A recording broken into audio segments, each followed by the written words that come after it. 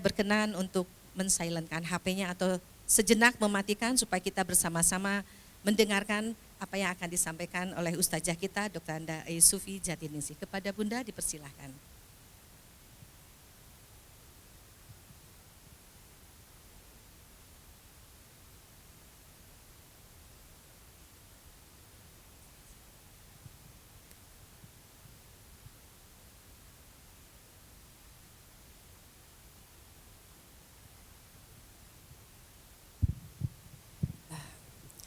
Assalamualaikum warahmatullahi wabarakatuh.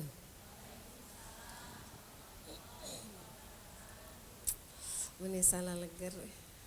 Hari Senin yang penuh semangat. Kalau kita hari Senin harus semangat Bu ya. Kalau yang kerja gak suka dengan hari Senin. Alhamdulillah, alhamdulillahilladzi arsala rasulahu bil huda wa dinil haqq liyuzhirahu 'ala dini kullih wa kafa billahi syahida. Asyhadu an la ilaha illallah wahdahu la syarika lahu wa asyhadu anna Muhammadan abduhu wa rasuluhu la nabiyya ba'dah. Allahumma salli ala sayyidina Muhammad wa ala ali sayyidina Muhammad kama sallaita ala sayyidina Ibrahim wa ala ali sayyidina Ibrahim fil alamin innaka Hamidum Majid. Rabbi israh li sadri wa yassir li amri wahlul 'uqdatam min lisani yafqahu qawli. Rabbana zidna ilman nafi'an warzuqna fahman. Allahumma arinal haqqa haqqan warzuqna tiba'ahu wa arinal batila batila warzuqna istinabah. Rabbi ij'alni muqimas salati wa min dhurriyyatina Rabbana hab lana hukman wa alhiqna bis salihin. Amin. Alhamdulillah ibu-ibu rahimakumullah, atas izin Allah kita masih diberi kesempatan untuk bisa hidup sampai hari ini, mudah-mudahan sampai usia kita di bulan Ramadan. Allahumma barik lana fi sya'ban wa balighna Ramadan wa hasil maqasidana insyaallah. Amin. Apa kabar ibu-ibu? Kabar apa nih? Kabar sehat, kabar iman, kabar bahagia. Insyaallah. Saya pernah kalau tidak salah menyampaikan tahun manalah di sini ya. Bahagianya orang beriman menyambut Ramadan itu harus seperti apa? Ada yang masih ingat Bu? Ada yang masih ingat tuh? Jadi orang beriman itu harus bahagia menyambut Ramadan. Tapi beras udah 12.000 seliter Bu Sufi, gak usah dipikirin. Bener gak sih katanya begitu ya? Susah ya? Habis Bu, dipakai ngebom kemarin. Jadi sekarang serangan fajarnya tuh bukan cuma amplop, beras. Ada yang bawa 2 truk ke satu kampung, bagi-bagiin tuh ada. Kapan sih emang menjelang Ramadan sembako nggak naik? Naik terus Bu ya? Tapi alhamdulillah dah. Lebaran tetap bisa ngupat, ya maksudnya tuh tetap aja gitu jalan.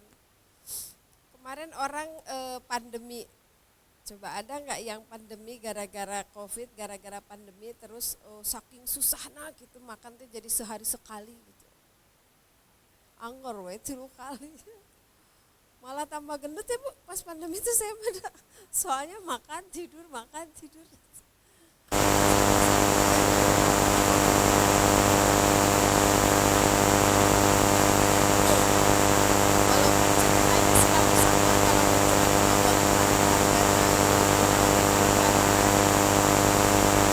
Apa ya? Alhamdulillah. Nanti cabai naik, gula naik, kelapa naik, pete sepapan jadi 10.000 gitu. Tapi tetap aja bisa bikin sambal goreng bisa gitu. Harus bahagia apapun yang terjadi. Para ulama mengatakan bahagianya seorang mukmin menghadapi Ramadan itu harus seperti bahagianya pengantin perempuan menunggu kedatangan pengantin laki-laki. Masih ingat Bu? Gimana deg-degannya, gimana bahagianya, kenapa deg-degan? Takut undangannya pada nggak datang, takut cateringnya nggak cukup, takut baju pengantinnya nggak cukup ya. sampai ditimbang tiap hari gitu. Tiap hari top of mind pembicaraannya adalah urusan nikahan, urusan hajatan gitu kan ya. Hari ini kita kemana ya Bu? Besok kita nyiapin apa ya Bu? Sampai tes food aja berkali-kali, fitting baju berkali-kali gitu ya. Ya Allah, tes make up, wah segala macam. Pokoknya itu teh di list sama kita tuh ya. Dari mulai peniti sampai gedung tuh di list. Tiap hari di checklistan, itu meriksaan undangan sampai berpuluh-puluh kali itu. Oh yang ini lupa, ya ini kayaknya nggak usah deh udah lama, wah segala macam. Kenapa semua itu dilakukan? Kita pengen sukses. Resepsinya pengen berhasil, nggak boleh ada yang mengecewakan kan gitu ya. Ada yang kurang, langsung plan A.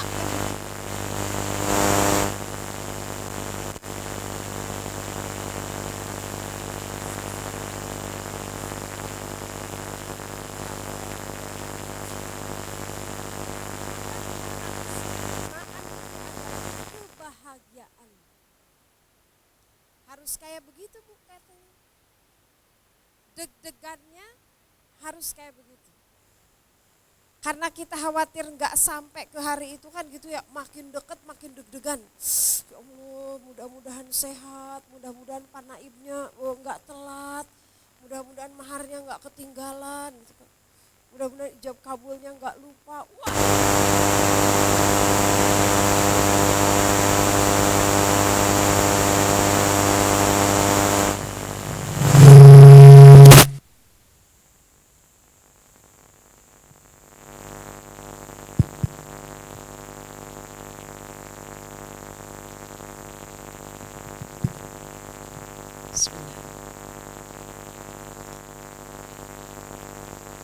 Khawatir, kekhawatiran itu kemudian ekspresinya adalah persiapan.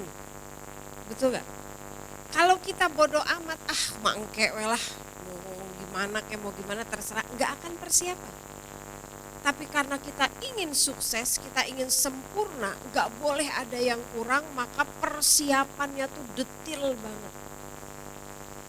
Makanya oleh Allah Subhanahu wa taala di dalam surat Al-Baqarah ayat 183 itu diawali ayatnya dengan kata ya ayyuhalladzina amanu.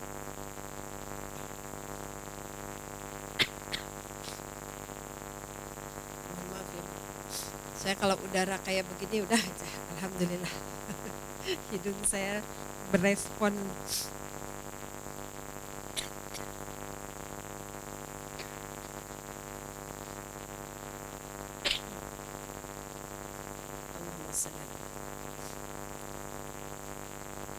Udah Bu dibuka? Ayat 183.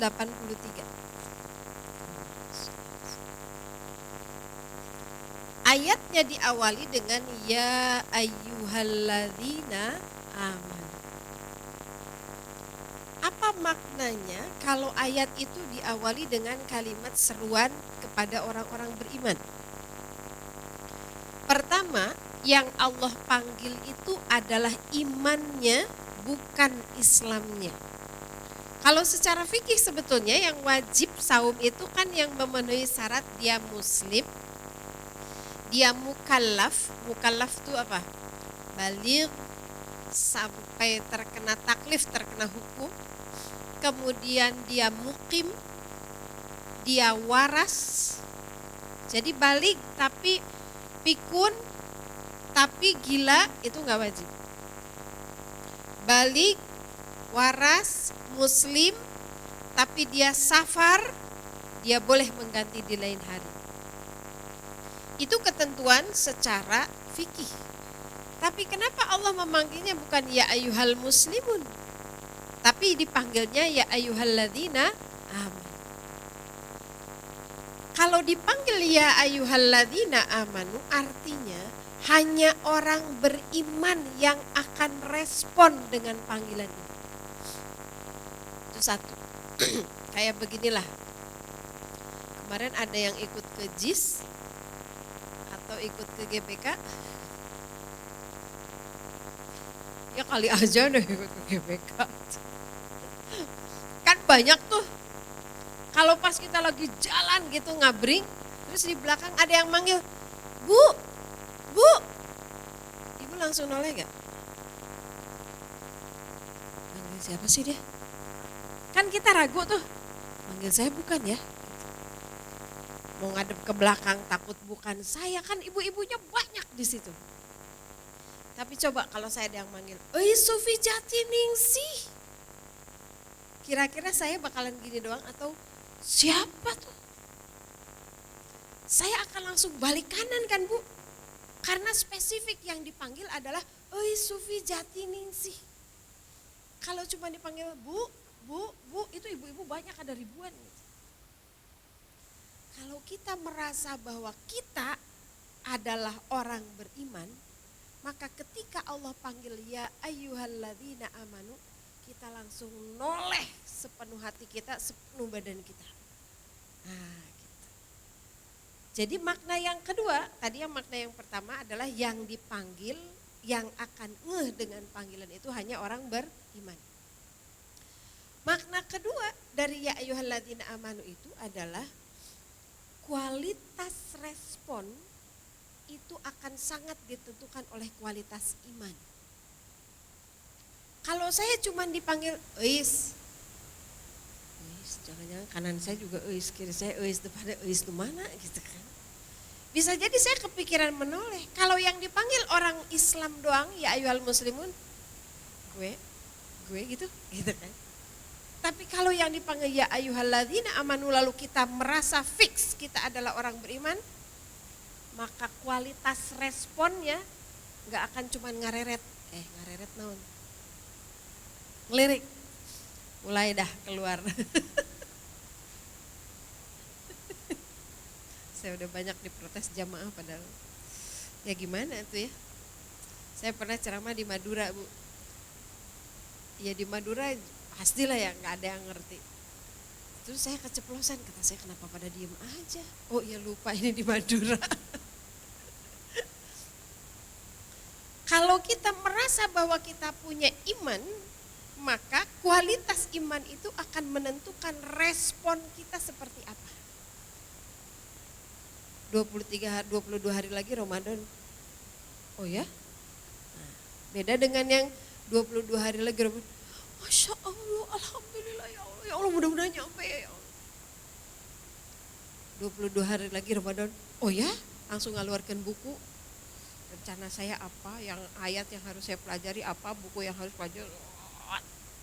Beda gak? Ada yang gitu, hah 22 hari Ramadan? Berarti kudu mulai baju ayu nanya. Maksudnya baju buat yatim binaan Bu. Kokoknya, sarungnya gitu ya, buat Ramadan. Kalau saya ke santri-santri binaan, ke guru-guru, itu bukan bekal lebaran, tapi bekal Ramadan. Jadi kalau THR di kantor saya itu dibagikannya tuh bukan terakhir bulan Ramadan, tapi terakhir bulan Sya'ban. Supaya apa? Supaya Ramadan itu nggak usah kukurilingan di pasar anyar. Nyari sarung buat si abah, nyari mukena buat si emak gitu. Saya bilang sok sekarang bulan Sya'ban nih uangnya, nih THR-nya kalau mau beli beras, mau beli sembako, mau beli sarung buat si abah, mukena buat emak gitunya, baju buat lebaran buat anak, sok kukurilingan ayeuna ka tanah abang kek, ka tamsit kek, ka mana gitu. Bayangin kalau kukurilingannya teh Ramadan kan rugi itu. Nah gitu, jadi ibu kalau mau ngasih THR ya sekarang. Biar teteh-teteh gitu. Tapi Bu Engki lebaran udah habis, mana yang lebih wajib? Cari bekal untuk ibadah atau cari bekal untuk pamer? Kalau lebaran mah nggak akan ditanya sama Pak RT, nah bajuna teu ganti gitu, nggak akan. Nggak akan ditanya juga sama Pak RT, kenapa kamu nggak masak opor gitu, nggak akan. Gitu ya. Yang kedua adalah kualitas respon seseorang ditentukan oleh kualitas iman. Maka persiapan apa yang pertama harus kita lakukan menjelang Ramadan? Asah imannya. Di dalam hadis Rasulullah SAW menyebutkan, ini hadis paling populer, insya Allah ibu-ibu sudah hafal semua. Man shoma ramadhana imanan wahtisaban. Nih saya mau jelasin imanan wahtisaban. Barang siapa yang saum dengan iman, wahtisaban. Jadi enggak cukup iman itu, harus dengan ihtisab. Ini pada kebuka spidolnya.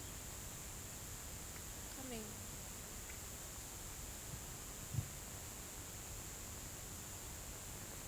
Enggak kelihatan. Salah.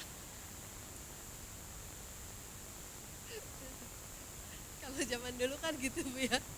Kalau kan gitu. Bersihin kacamata. Apa kata Rasulullah? Man shoma ramadhana imanan wahtisaban, bonusnya apa? Ghufira lahu ma taqaddama min dzambih. Kalau kita saum Ramadan dengan iman dan ihtisaban, rata-rata ihtisaban itu diterjemahkan dengan mengharapkan pahala. Bonusnya adalah ghufira lahu, maka Allah akan mengampuninya. Ma taqaddama min dzambik.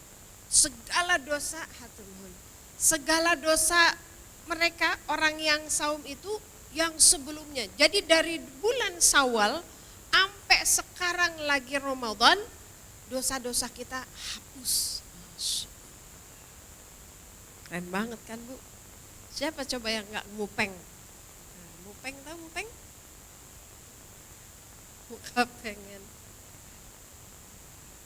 Saya punya anak ini gaul. Yang pertama dengan iman, yang kedua dengan ihtisab. Ibu di belakang kelihatan?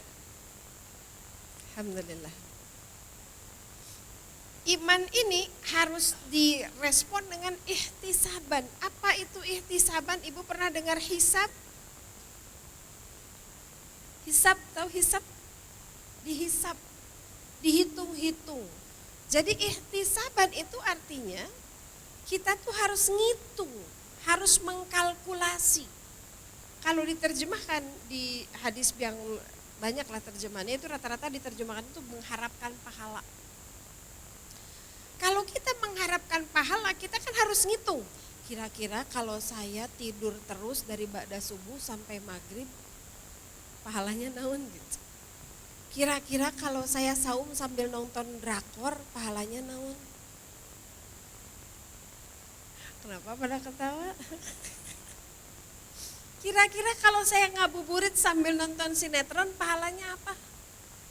Kira-kira kalau saya pengen pahalanya banyak, tilawah saya harus gimana? Etikaf saya mau di mana? Gimana caranya saya supaya bisa etikaf dan seterusnya dikalkulasi.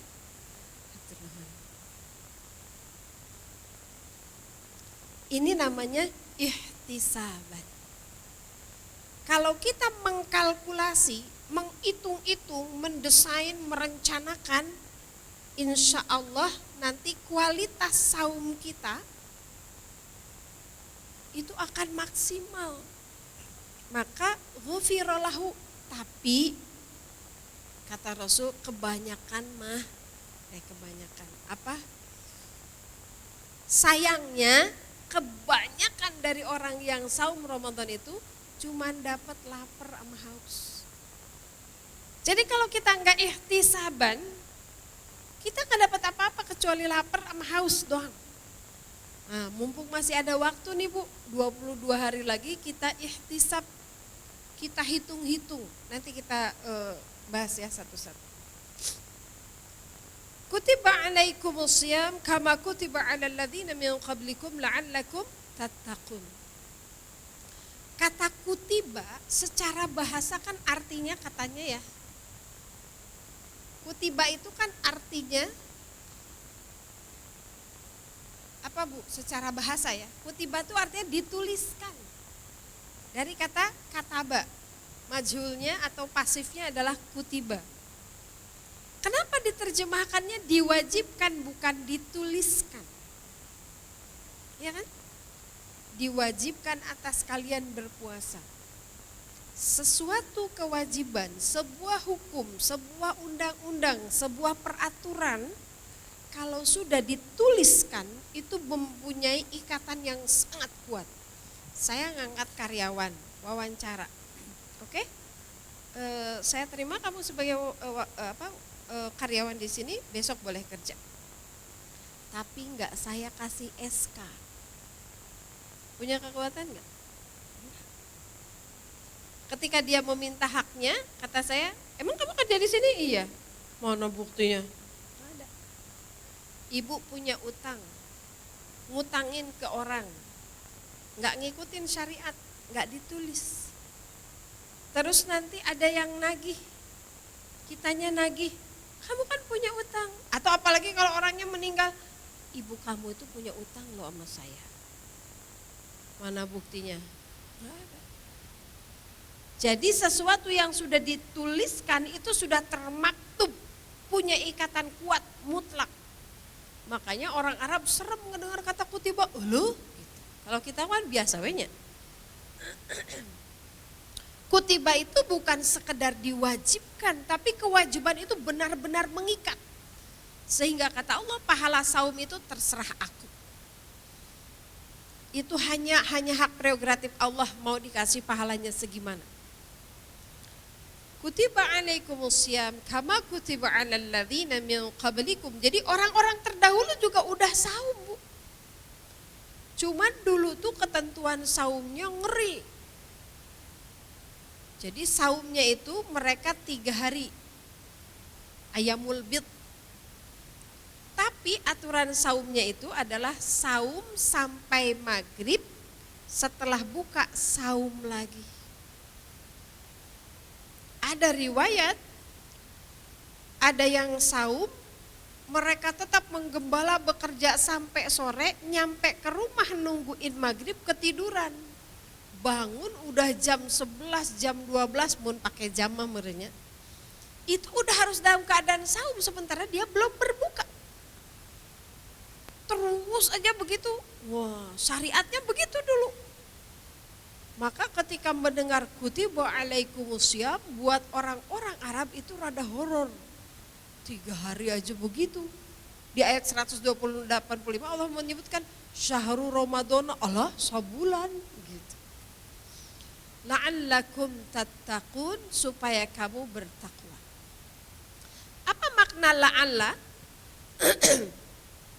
Kata la'alla di ayat ini nanti ada 3 la'alla ya di ayat di tentang saum ini. Ada la'allakum tattaqun. Di mana ini? Ada takwa, la'allakum tashkurun, la'allahum yarshudun. Nanti kita jelaskan. Saya ingin menjelaskan kata ini. Kata la'alla itu terjemahannya apa Bu di Quran? Supaya kamu, gitu kan ya? Supaya kamu bertakwa. Tapi makna supaya di sini adalah bukan sesuatu proses yang otomatis. Supaya saya enggak lapar, saya makan. Beres makan langsung kenyang. Supaya saya enggak haus, saya harus minum. Beres minum kita langsung seger.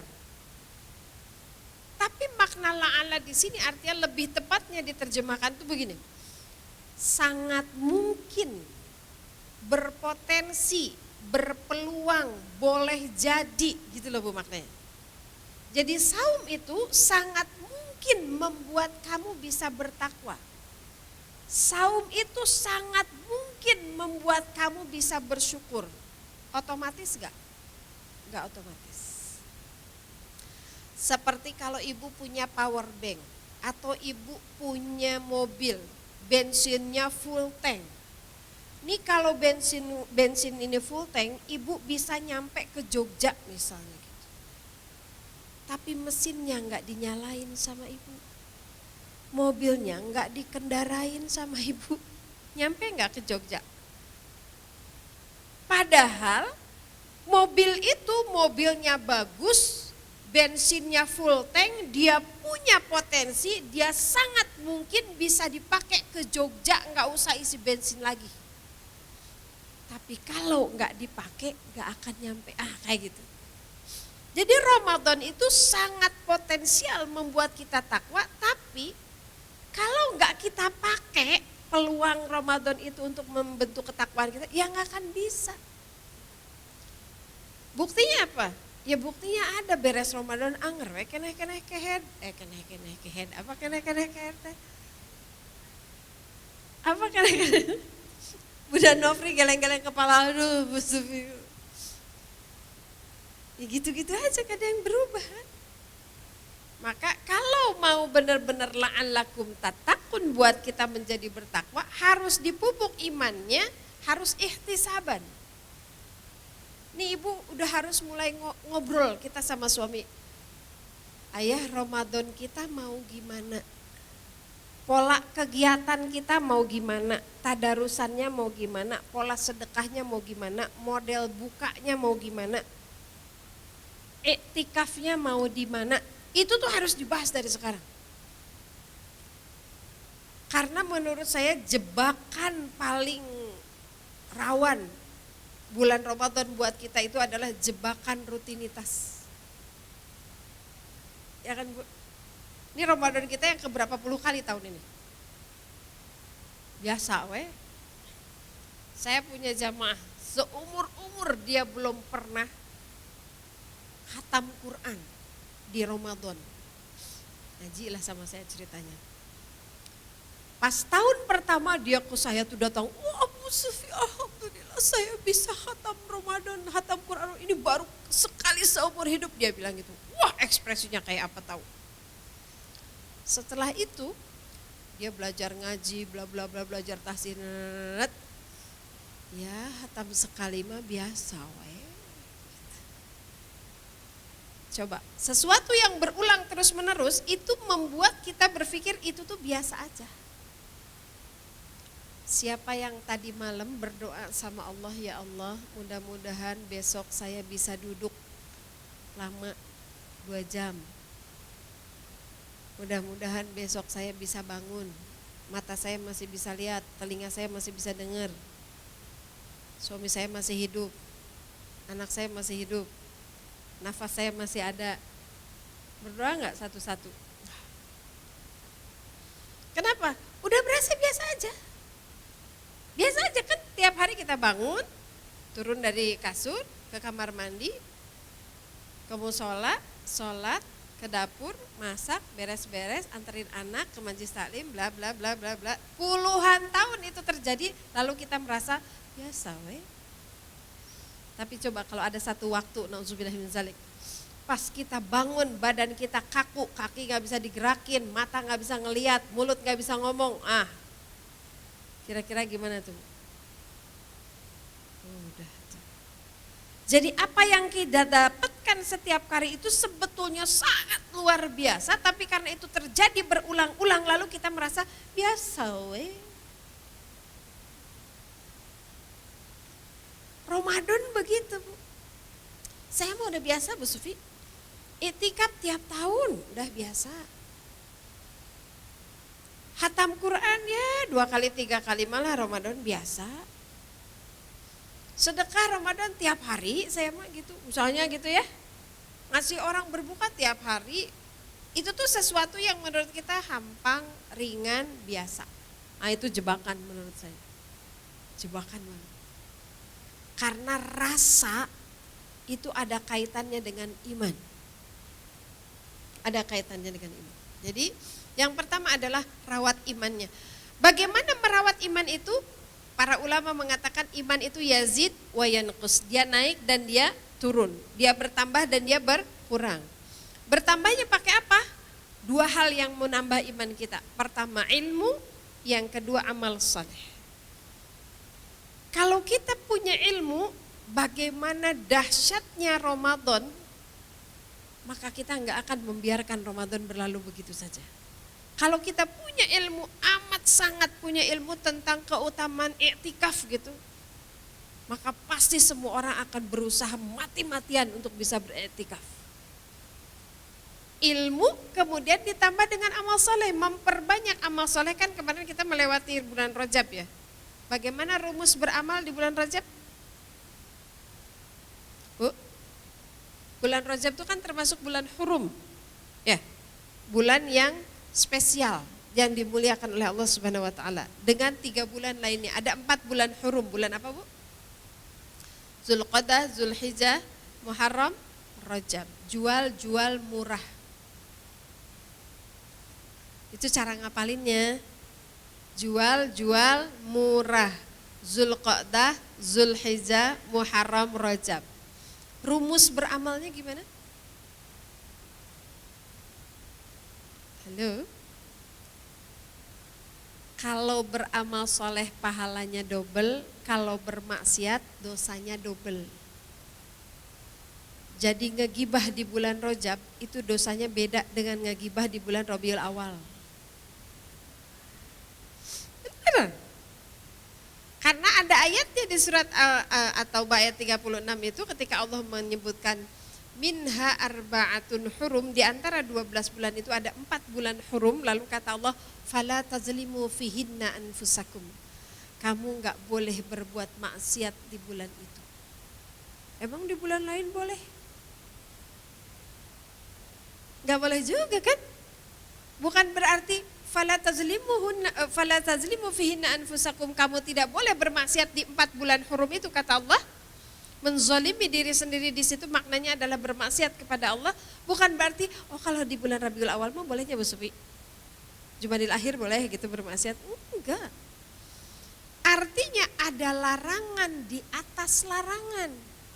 Larangan umum mau kapanpun dimanapun enggak boleh bermaksiat, itu larangan umum. Larangan khususnya di 4 bulan hurum nih enggak boleh bermaksiat. Maka para ulama dengan ketentuan itu, kalau bermaksiat di bulan hurum, di 4 bulan hurum, dosanya double. Sebaliknya kalau beramal soleh di 4 bulan hurum, pahalanya double.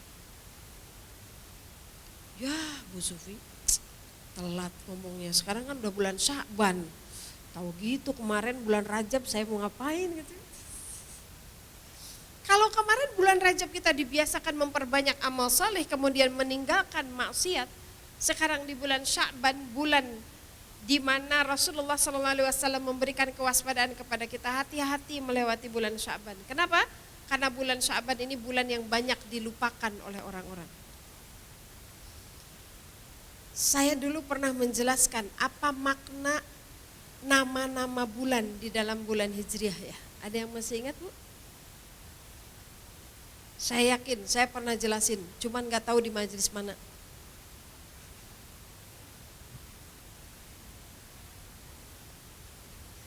Saya yakin saya pernah jelasin. Sya'ban itu artinya apa Bu? Kalau saya jelasin dari Muharram kelamaan lah ya. Itu hebatnya bulan-bulan Islam. Kalau bulan Masehi kan gak ada artinya ya, ada artinya gak sih? Januari apa?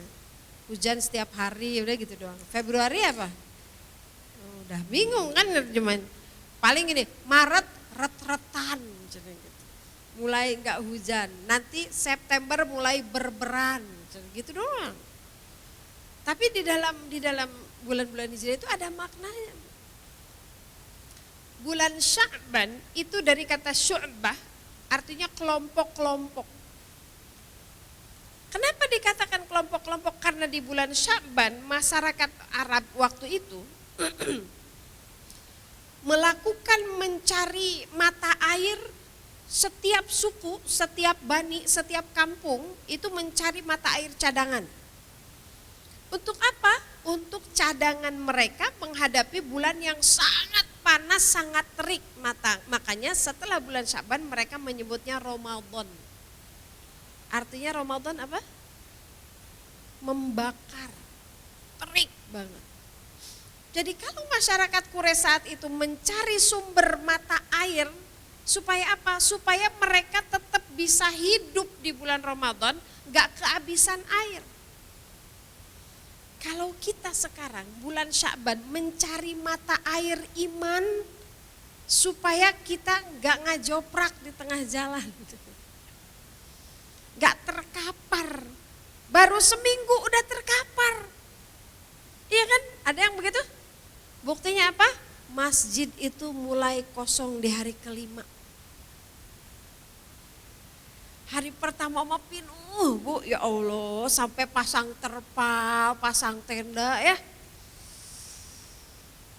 Hari kedua ya masihlah nyampe pintu luar. Hari ketiga mulai, hari ke-8 mah kembali ke posisi semula. Aki-aki wejeng nini. Itu kan udah kehabisan tuh, Bu. Udah kehabisan bekal iman.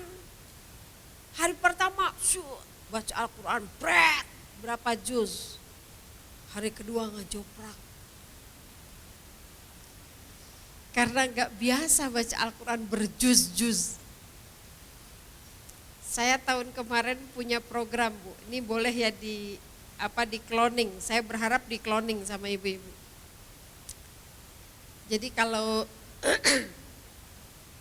Ramadan itu Rasulullah SAW murojaah dengan malaikat Jibril, hatamnya per 3 hari.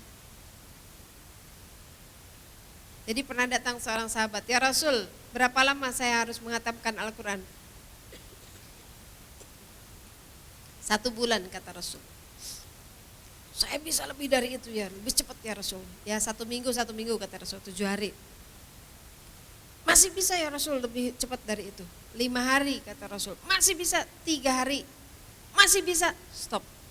Di 3 hari aja kata Rasul. Para ulama mentafsirkan hadis ini untuk di luar bulan Ramadan. Karena di bulan Ramadan para ulama, Masya Allah, Imam Syafi'i itu bisa 4 kali sampai 8 kali khatam per hari. Gimana ya Bu ya? Udah gak usah dipikirin, itu bukan level kita. Yang paling top di luar Ramadan berarti berapa hari? 3 hari.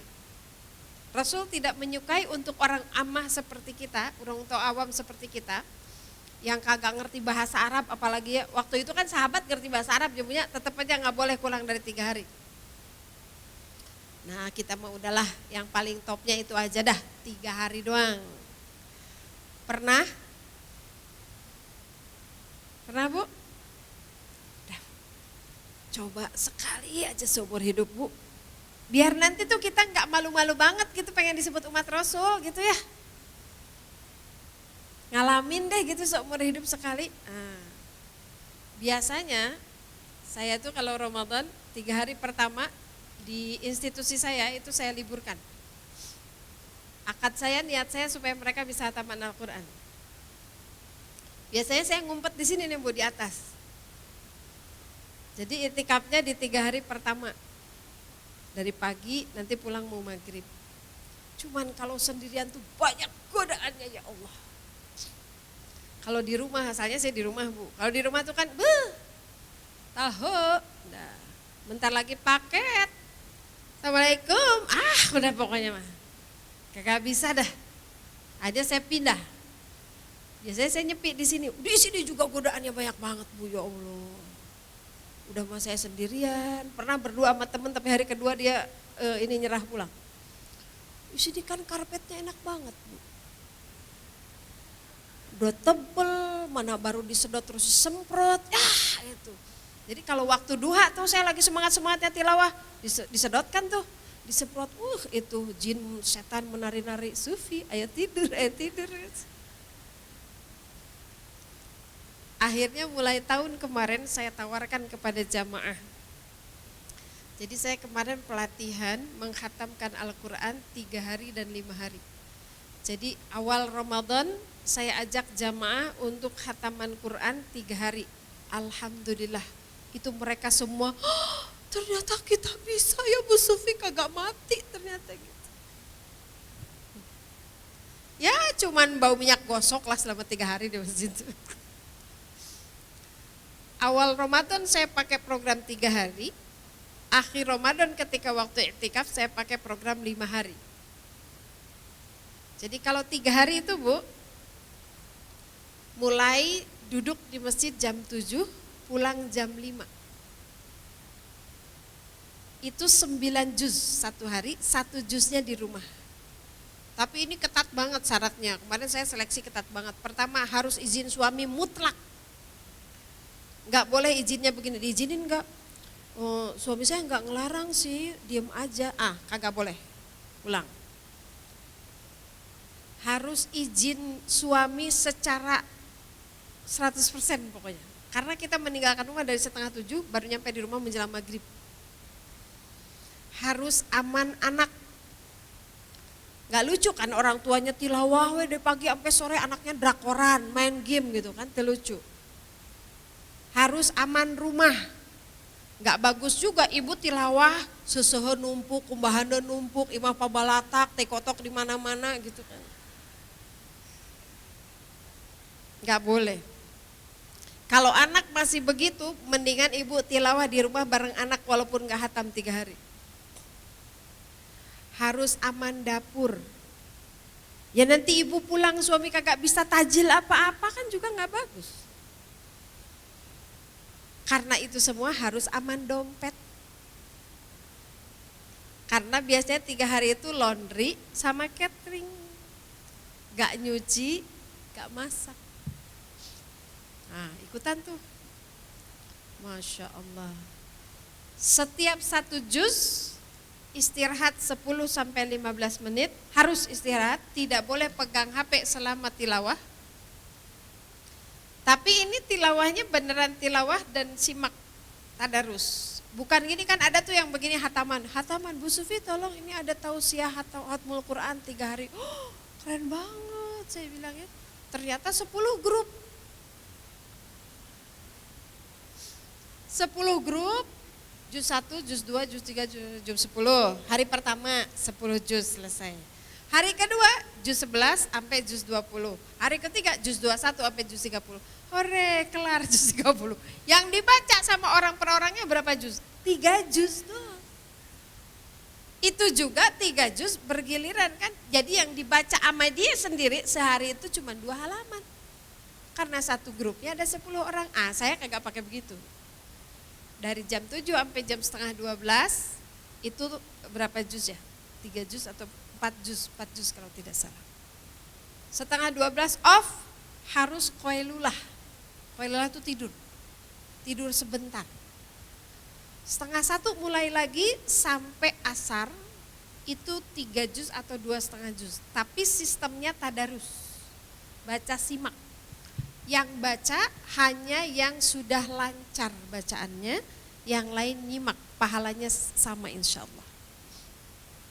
Nanti ba'da asar sampai jam 5 itu bacaan hadr, bacaan cepat oleh 1 orang yang bacaannya sudah fasih, yang lain nyimak. 1,5 juz kalau yang dari jam setengah 1 sampai jam asarnya itu 2,5 juz.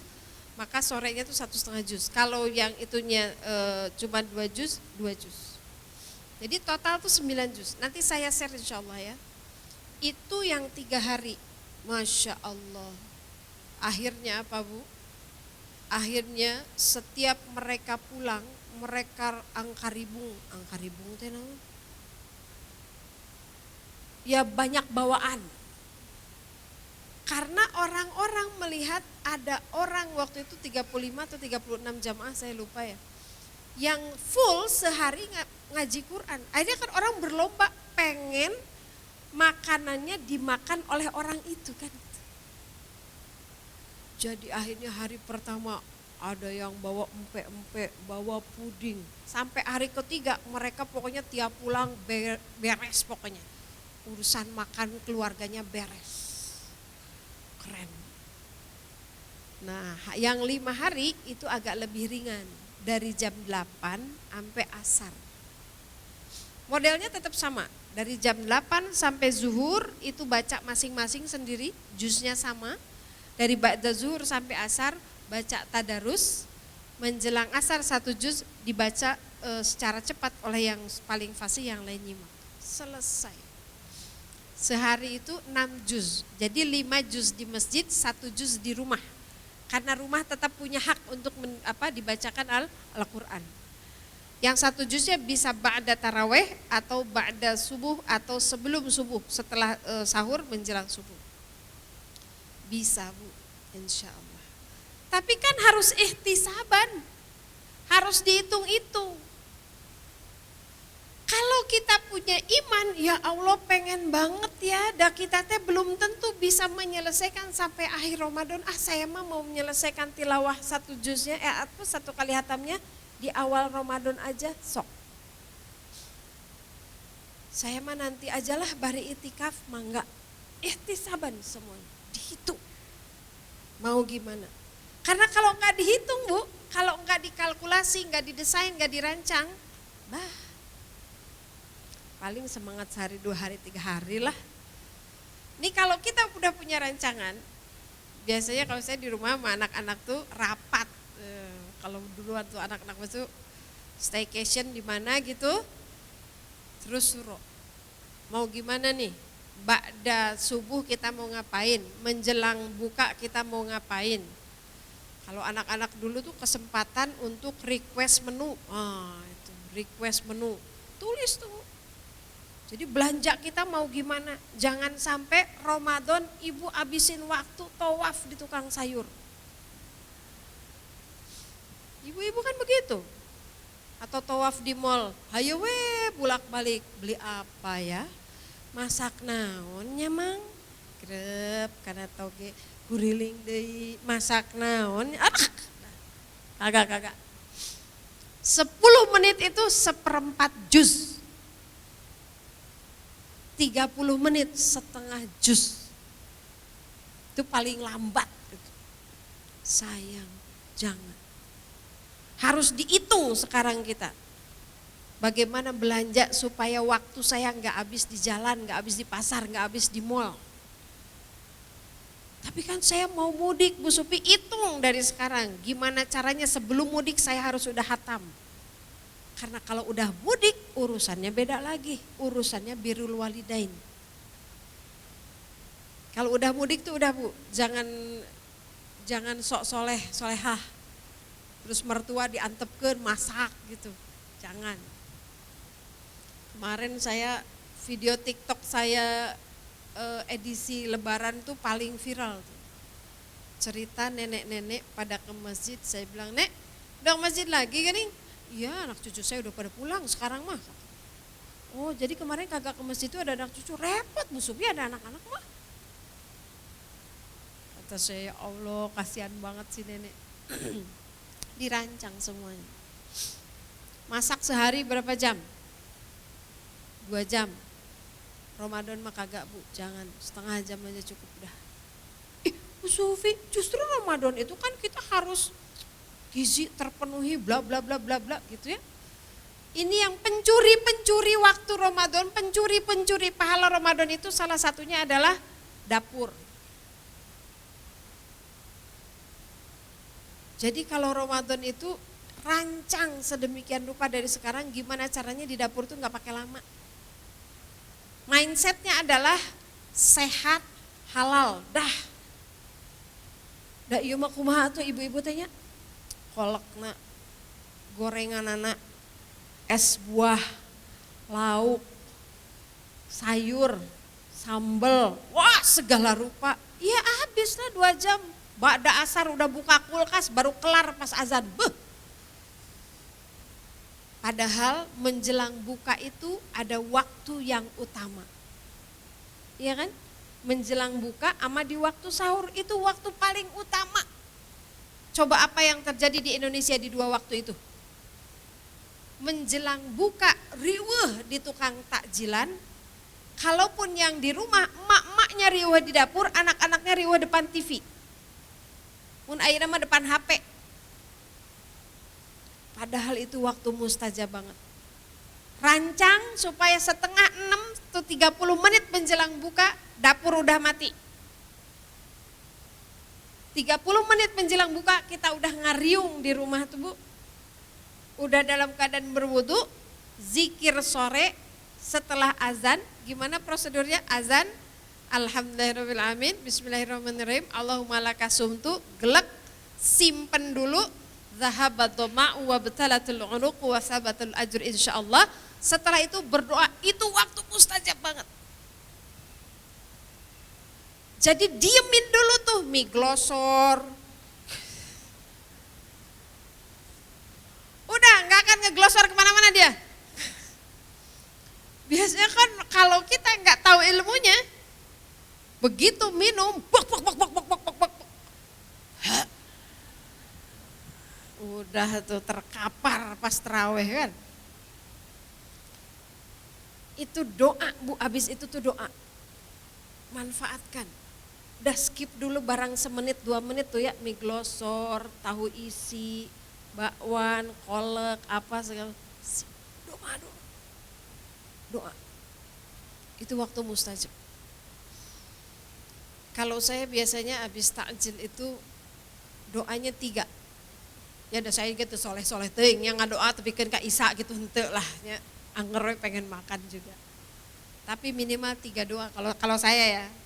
Pertama Robbana Atina, kedua Robbana Hablana min azwajina, ketiga doa untuk Indonesia. Udah beberapa tahun ini saya baca doa tiap buka tuh insyaallah. Karena negara kita tidak sedang baik-baik saja. Negara kita tidak sedang menjanjikan harapan besar untuk umat Islam, tidak. Justru kita rada terancam Bu, nauzubillahi min zalik. Satu yang paling saya khawatirkan di negara ini adalah bangkitnya lagi PKI. Itu yang paling mengkhawatirkan. Kenapa?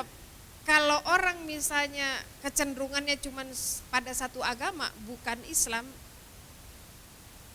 ya masih ada ruang lahnya kita ibadah. Tapi PKI kan anti agama.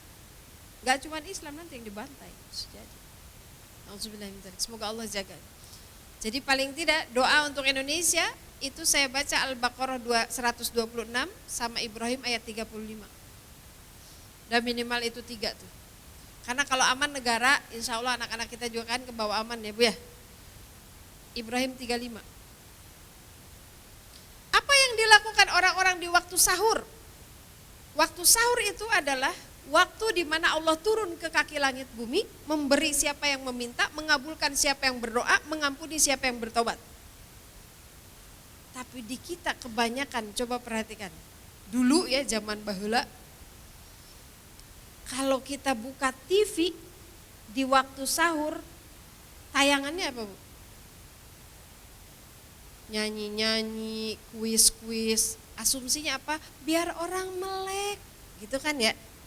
Biar orang seger jadi mau makan kan gitu. Ya Allah kan. Kebayang Bu itu Allah turun ke kaki langit bumi tapi kita nggak manfaatkan sama sekali. Padahal kita butuh banget. Ibarat kata ada orang nih mau ngirim, mau datang bawa semua kebutuhan kita beberapa kontainer. Terus pas kita datang kita cuek aja. Oh. Kebayang gak? Kayak begitu. Nah itu harus dirancang dari sekarang. Yang punya anak kecil gimana, yang anak-anaknya udah gede gimana, biar di 2 waktu utama itu kita gak kehilangan kesempatan. Ihtisaban, hitung-hitung, rancang. Karena kalau gak dirancang gak bisa. Kalaupun udah dirancang nih ya, misalnya ibu pulang dari sini ngerancang sendiri, saya mau tilawahnya segini setret, tutup aja, set, gak ada yang tahu nih, bah. Nanti pas kitanya mulai sibuk, mulai kerja, mulai ini, kok saya hari ini enggak 1 juz ya, padahal target saya 1 juz. Kita adalah orang yang paling excuse kepada diri sendiri. Baik udah gak ada yang tahu, iya saya mau hatam Qur'annya, udah tutup. Makanya harus kompak sekeluarga. Ihtisaban, gimana caranya kita bisa memberi makan orang berpuasa setiap hari di bulan Ramadan? Karena Allah katakan, Rasul katakan pahalanya tuh luar biasa. Ada 3 keutamaan orang yang memberi makan orang yang berpuasa di bulan Ramadan. Yang berbuka maksudnya.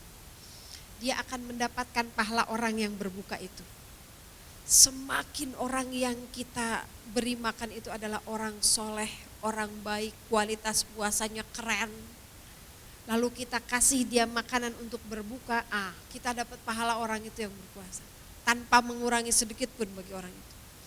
Yang kedua, kita dapat ampunan dari Allah Subhanahu wa Ta'ala. Yang ketiga, kita dibukakan pintu surga. Coba, kalau kita nggak punya iman terhadap ilmu itu, terhadap hadis itu, ya gitu Bu Sufi, kalau ngasih makan pahalanya begitu. Kalau nggak iman kan begitu. Atau kalau nggak iman, tahu sih ada hadis itu, tapi kita nggak punya effort, nggak punya daya dorong untuk melakukan itu, biasa weh. Ya sempet weh ngasih, nggak sempet mah udah kan juga ada tagihannya tuh dari RT. Giliran minggu ini yang ngasih tajil ke masjid Ibu Anu, dah gitu. Maka kualitas iman menentukan respon. Kualitas respon. Fikirkan ihtisaban dari sekarang, gimana caranya kita bisa memberi makan orang berpuasa, orang yang berbuka puasa di bulan Ramadan setiap hari. Fikirkan itu, rancang, rencanakan. Gimana caranya kita bisa memberi minum orang yang berbuka puasa di bulan Ramadan setiap hari? Fikirkan, rancang, rencanakan. Emang kenapa Bu Sufi? Barang siapa yang memberi minum orang berbuka puasa di bulan Ramadan, maka Allah akan ganti dengan air minum telaga Kausar. Masya Allah. Apa itu telaga Kausar? Telaga Kausar itu telaga di pojokan padang mahsyar. Luasnya membentang seperti dari Mekah ke Madinah. Kebayang gak tuh Bu, seluas apa? Ya Allah. Kalau kita naik bis dari Mekah ke Madinah, berapa jam tuh? 4 jam lah ya. Itu tanpa macet. Lancar gitu kan. Ya Allah. Airnya putih, lebih putih dari susu. Wangi lebih wangi dari misik. Manis lebih manis dari madu. Apa fadilahnya? Barang siapa yang meminum air telaga Kausar itu 1 teguk saja. Gak usah banyak-banyak, 1 teguk aja. Maka dia akan akan terhindar dari kepanasan dan kehausan selama dia di padang mahsyar. Enggak lama Bu di padang mahsyar tuh, cuma 50.000 tahun. Saya kemarin haji, Allah karim. Saya dapat maktab di Mina Jadid. Posisi yang paling jauh dari Jamarot. 7 kilo jalan. Bolak-balik 14 kilo. Kita pengen dapat fadilah berangkat di waktu duha. Masya Allah. Berangkat jam 8, pulang jam 1, suhu 51 derajat. Itu telapak kaki bagian atas, permukaan kaki bagian atas sebagian teman-teman tuh pada melendung kayak ke banjur air panas. Teman saya kolaps. Saya nyari-nyari air, ya Allah. Kalau berangkat subuh ke Jamarot kan banyak tuh geletakan botol isi air ya. Wah segala macam. Itu siang kagak ada Bu. Saya cari-cari di tempat sampah tuh kali ada yang ada isinya gitu ya. Ya Allah. Kan banyak Bu Sufi keran. Betul, setiap 100 meter kan banyak keran. Dikerbutinnya luar biasa. Alhamdulillah saya pendek Bu. Jadi agak bisa nyelesep di ketek orang kan. Sambil tahan nafas. Karena saya bawa temen berdua udah hampir kolaps. Jadi saya harus nyari air buat guyurin dia. Selain ngasih minum buat ngeguyur. Karena kalau enggak bisa dehidrasi, heat stroke udah wassalam. Saya nangis di situ, ya Allah. Ini pulang dari Jamarot masih ada gedung tinggi, saya bisa berteduh. Saya jalan ngikutin orang Afrika, lumayan kan gitu. Kan mereka tinggi-tinggi kan. Gimana di padang mahsyar? Di mana tidak ada selembar benang pun di atas tubuh kita. Kemarin kita masih bisa pakai topi, masih bisa pakai payung. Gak bisa di sana. Siapa yang minum air telaga Kausar 1 teguk saja, maka dia akan terhindar dari kepanasan dan kehausan di padang mahsyar selamanya. Kalau kita nggak punya iman, kita nggak akan mikirin gimana caranya setiap hari saya ngasih minum orang berbuka. Nggak akan. Kalau iman kita terbatas, boleh jadi kita bersemangat tuh hari pertama kita kasih minum, hari kedua, hari kesananya kita merasa biasa aja, kagak lagi ngasih minum. Pikirkan dari sekarang, gimana caranya kita ngasih minum orang berbuka setiap hari. Itu mah urusan begitu-gitu mah ibu-ibu pala linter lah. Ibu Sufi, tapi kan ini Rasul ketika memberikan keutamaan-keutamaan tentang bersedekah di bulan Ramadan, sahabat ada yang protes. Ya Rasul, kan gak semua orang bisa sedekah di bulan Ramadan. Ada saudara-saudara kita yang buat buka aja mikir gimana gitu Bu ya. Apakah Rasul kemudian bilang gitu, ya udah tuh kalau orang miskin mah kagak udah sedekah deh gitu. Di bulan Ramadan, enggak. Rasul jawabannya seperti apa? Maka bersegeralah kepada pintu surga dan tinggalkan neraka. Gak ada tuh, gak ada excuse, gak ada keringanan. Bersedekahlah di bulan Ramadan, beri makan, beri minum, kecuali orang miskin, kagak usah bersedekah, gak ada kalau di bulan Ramadan. Hatta orang miskin pun oleh Rasulullah disupport untuk bersedekah. Saya kalau ceramah di kampung-kampung Bu, saya suka bilang ini, Bu, kita mah buat makan aja harus jualan gorengan katanya gitu kan. Kan ada tuh suka penjual-penjual dadakan gitu ya, supaya bisa lebaran, supaya bisa ini. Saya bilang, Mak, kalau Mak jualan gorengan, terus ada satu gorengan jatuh, mau dipungut gak? Saya bilang gitu. Enggak lah, kotor gitu. Sekarang anggap aja, begitu Mak ada yang beli, satu tuh gratisin. Anggap aja itu jatuh. Kalau itu jatuh, terus emak enggak ambil lagi, emak jadi enggak bisa makan enggak? Saya bilang, enggak lah Neng, cuman satu doang, udah. Sedekahkan satu buah gorengan itu setiap hari. Bikin mie glosor enggak di rumah? Saya kan sering juga Bu, ngisi di kampung-kampung tuh saya sering. Bikin Bu, wah pokoknya kayak wajib kan orang Bogor membikin mie glosor tuh ya. Bikinnya segimana? Saya bilang, ya sebungkus lah, sebungkusnya 1/4 gitu ya. Semangkok lah. Saya bilang ini, kalau itu mie glosor tumpah 1 sendok, mau diambil enggak Mak? Enggak lah. Nah udah, sedekahin tuh 1 sendok. Kalau orang itu niat karena iman, dia akan lakukan itu. Ini saya punya cerita-cerita ini ya, jamaah-jamaah yang mengamalkan amalan ini. Ada yang di bulan Ramadan tuh dia bikin es batu, dia simpen di depan rumahnya gratis untuk di kampungnya. Kan gak semua orang punya kulkas kalau di kampung.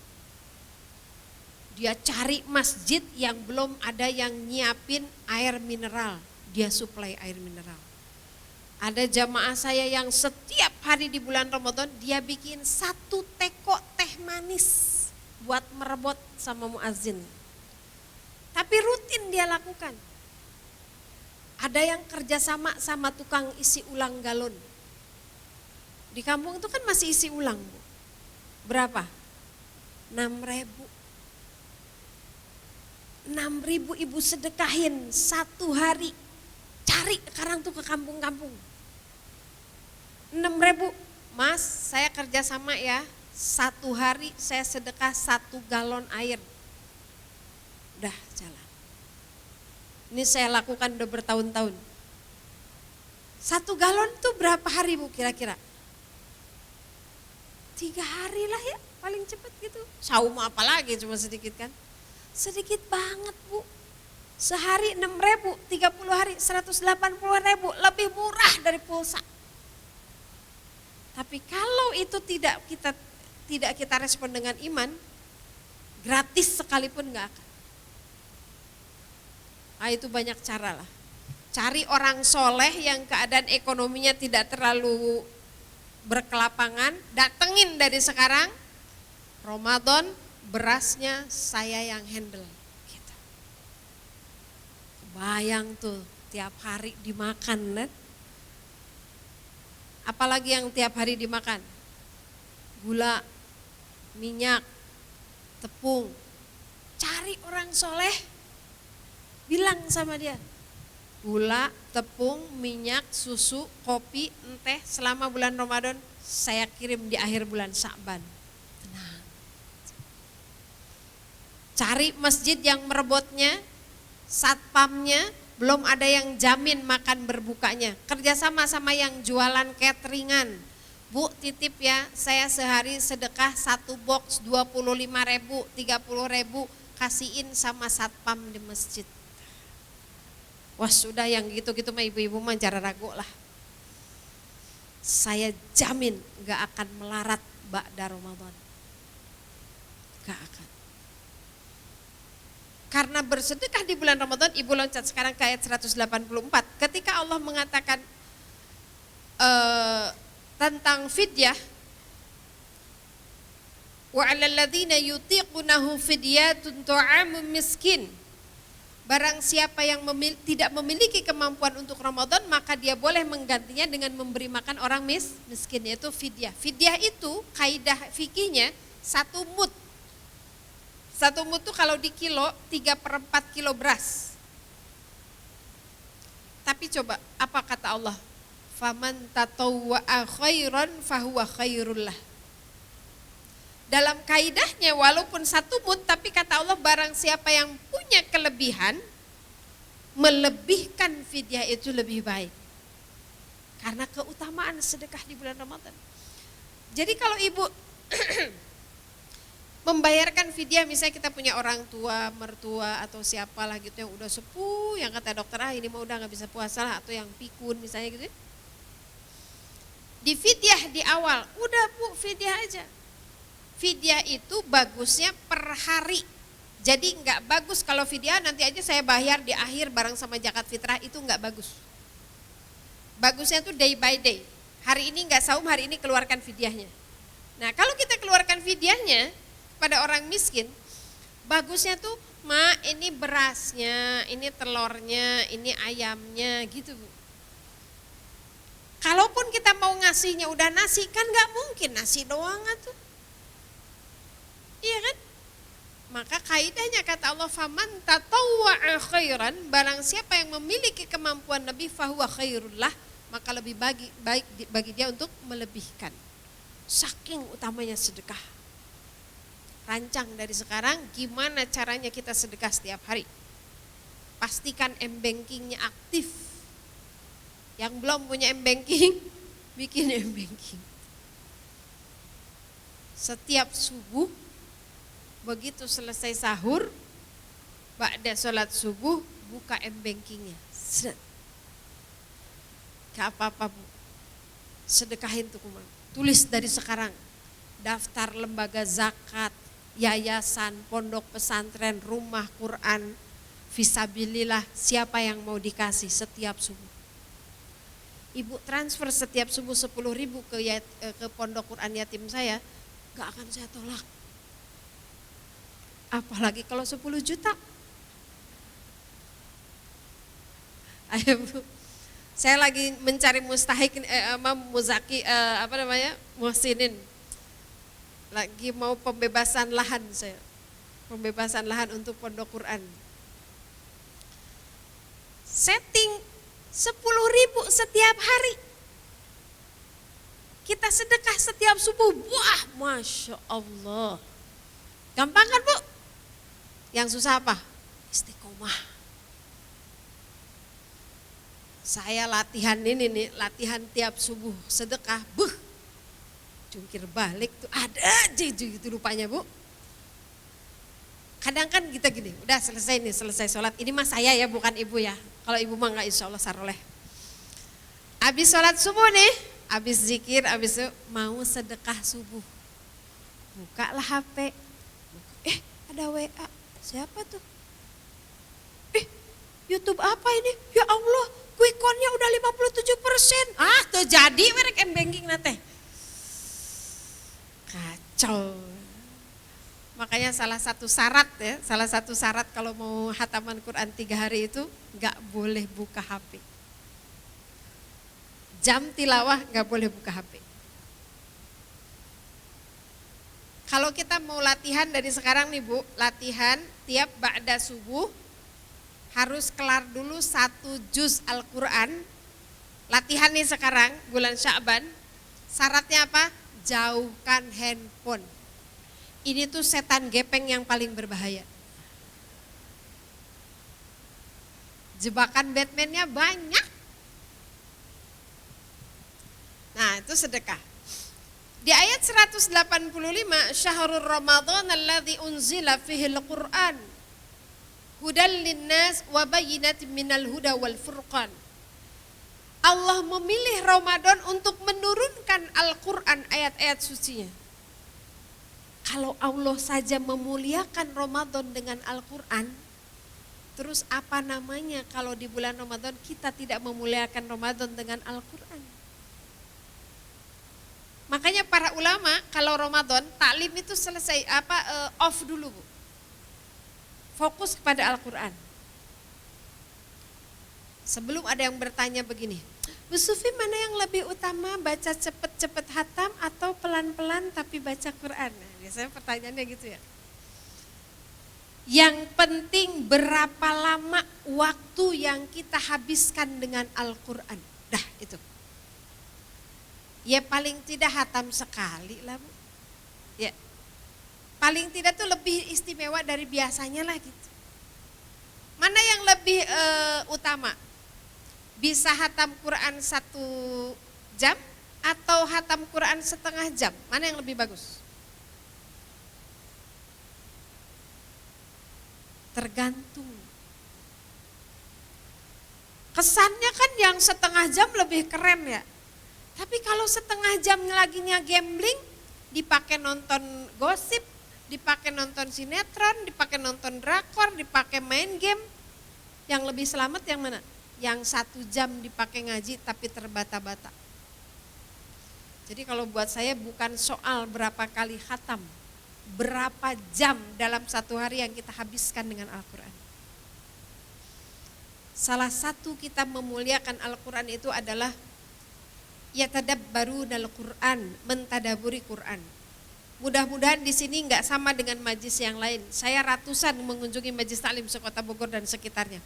Kalau saya tanya gini, ibu-ibu sudah hatam Al-Quran, pernah hatam Al-Quran? Hampir 100% lah ya, ngejawab pernah.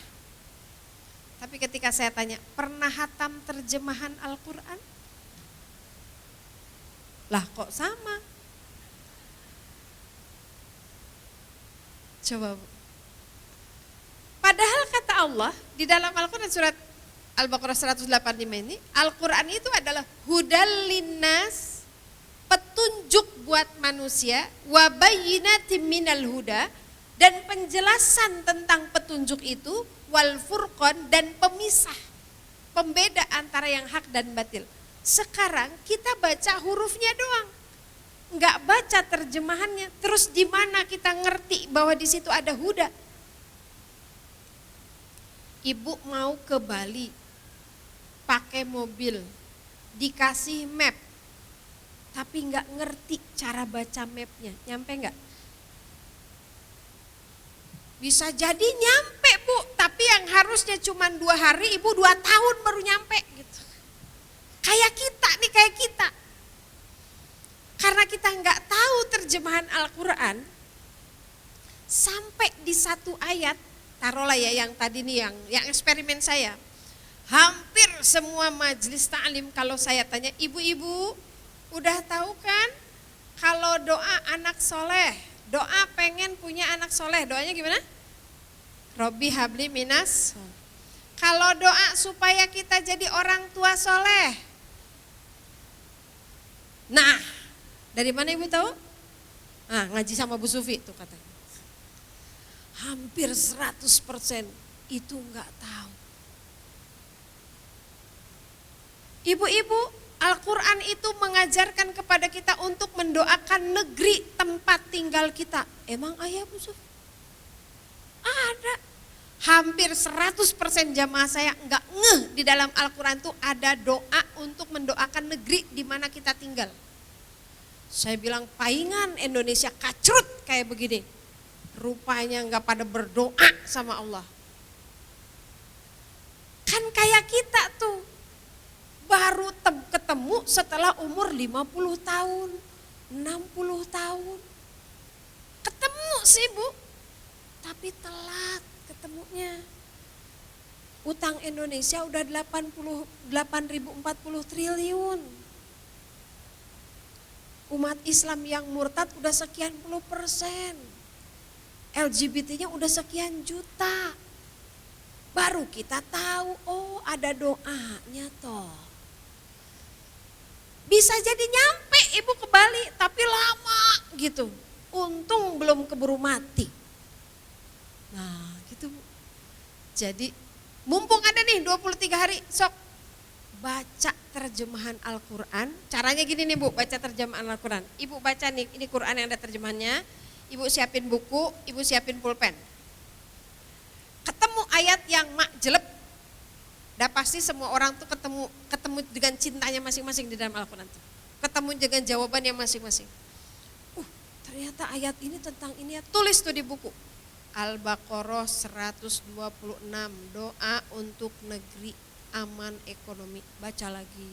Terus lebih lama menghatamkan terjemahan Al-Quran daripada menghatamkan Al-Quran. Menghatamkan tilawah Al-Quran. Jadi khusus tentang Al-Quran ini rancang Bu dari sekarang. Periksa kacamatanya, yang pakai kacamata kali udah burem-burem gitu Bu ya. Kalau udah bacanya gini-gini nih, itu udah berarti tuh kacamatanya. Cek tuh kacamatanya. Cek Qurannya masih pas nggak dengan ukuran kita gitu ya. Kalau seusia kita kan udah mulai harus ngitung-ngitung segede gimana tuh bacaannya kan itu. Siapin. Terus mau gimana? Mau tilawah doang, mau murojaah, mau nambah hafalan. Idealnya tuh Bu begini ya. Kalau boleh ini saya. Sekarang Ibu baca terjemahannya. Nanti pilih ayat-ayat yang buat Ibu tuh masuk banget ke dalam hati. Pilih misalnya berapa? 10 lah, jangan banyak-banyak. 10 ayat mau saya hafalin di bulan Ramadan. Nah, cakep tuh. Jadi selain hatam, nanti Ibu dapat hafalan tambahan ayat pilihan yang relate dengan kondisi kita, 10 ayat. Tinggal dipilih ngapalinnya mau kapan, mau lagi ngapain. Dirancang, gak boleh. Kalau kita mau biasa-biasa aja, ya dapat dari Allahnya juga biasa-biasa aja. Tapi kalau kita mau serius merancang Ramadan kita, mudah-mudahan Allah lebih serius memberikan bonusnya pada kita. Berikutnya itu tentang Al-Quran. Wa idza sa'alaka ibadi anni fa inni qarib ujibu da'wata da'i idza da'ani falyastajibu li wal yu'minu bi la'allahum yarshudun. Ayat ini kalau tidak salah asbab nuzulnya adalah ketika orang ada yang merasa tidak dikabulkan doanya, saya lupa ya apa. Lalu datang kepada Rasulullah SAW.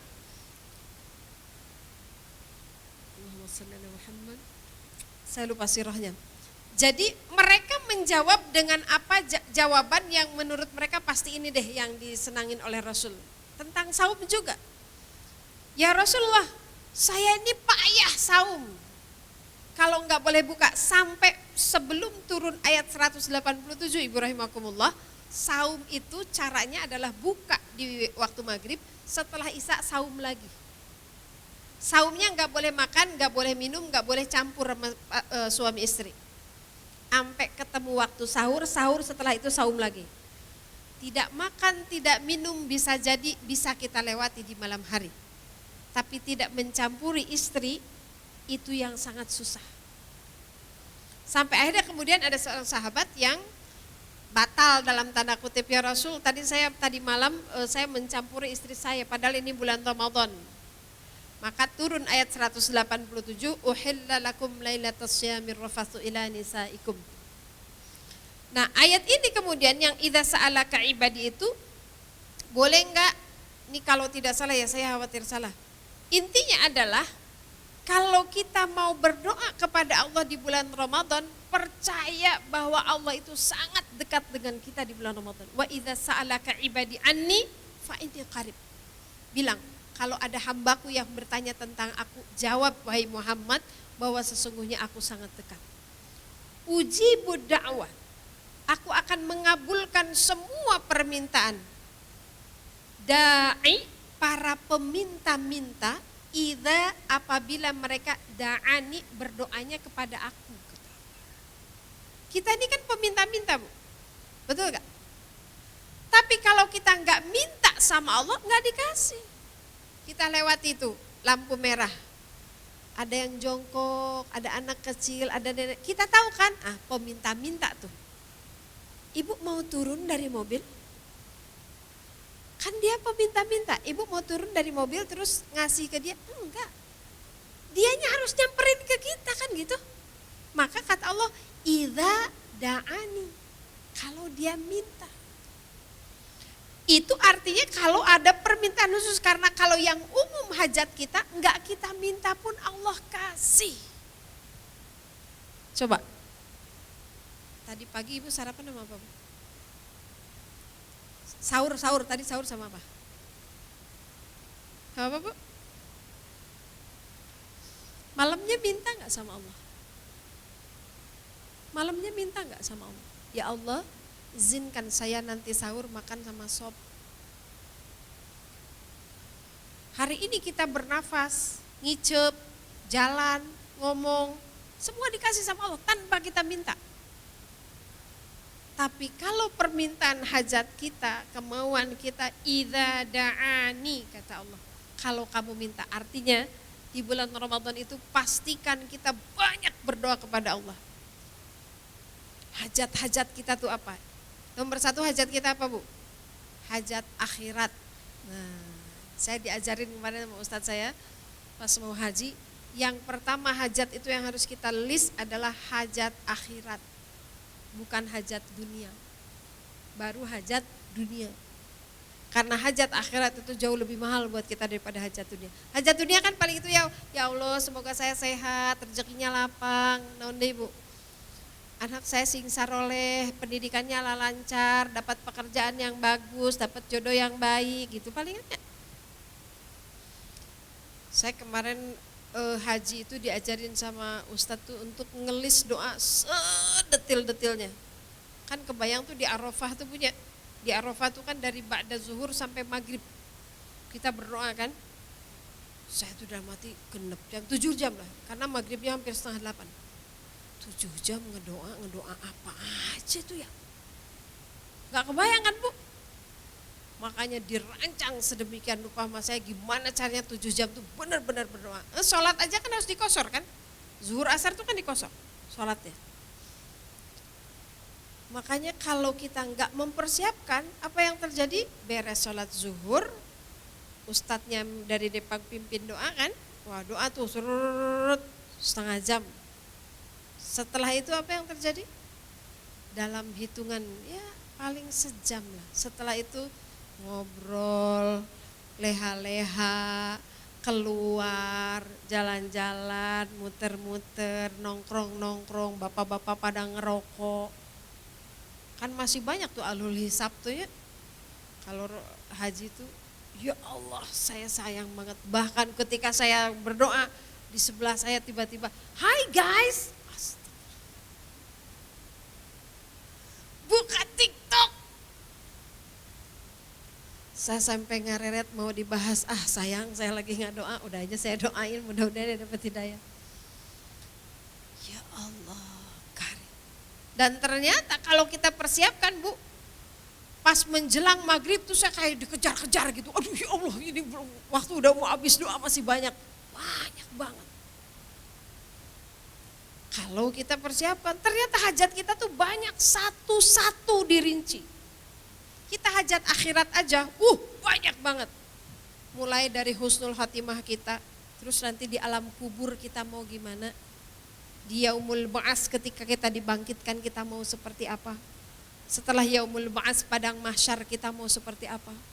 Setelah mahsyar kemudian yaumil mizan, yaumil hisab, kemudian as-sirat, al-qantarah, Masya Allah, itu aja panjang banget.